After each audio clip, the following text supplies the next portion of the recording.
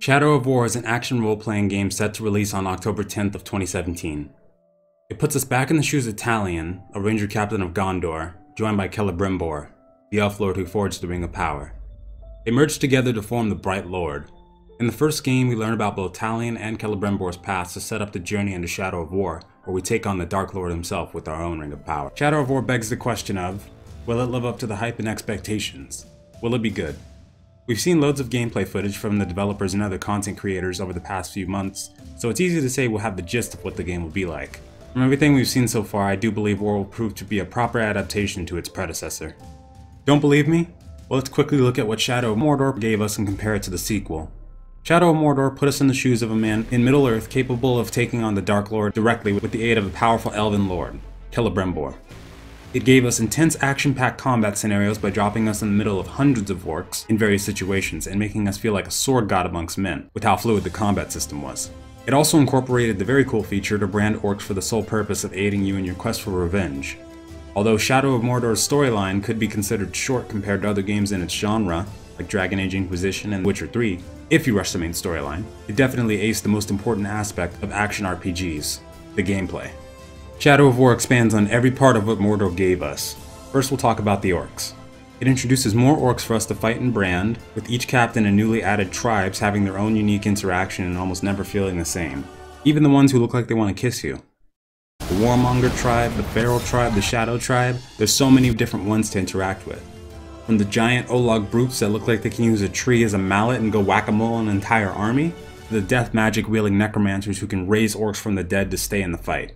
Shadow of War, without a doubt, gives us a ton more orcs to slay and brand.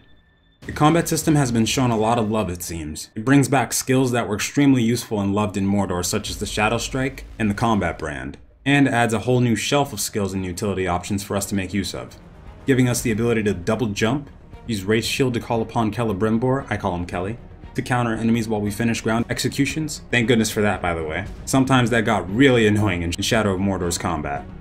You can even initiate a Saints Row 4 ground pound with Talon Strike and stun all enemies in a wide area with great ease.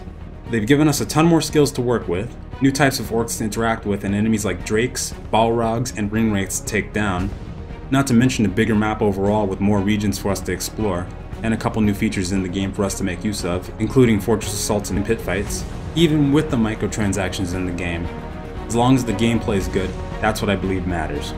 The graphics in the game look great, the sound effects are awesome as usual, and the replayability from what I've heard could keep you occupied for hundreds of hours, never having the same experience twice.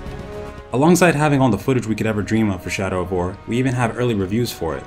Some even claim to have played 50 hours already in this game. If Shadow of War offers even 80 to 100 hours of gameplay, I'd say we definitely got our money's worth, and that it's a proper adaptation to the action RPG in Middle-earth we fell in love with years ago.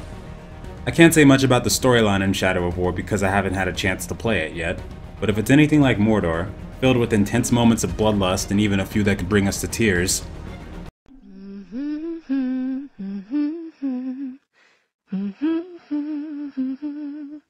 oh god, I love that song, then I do believe we'll have a masterpiece on our hands.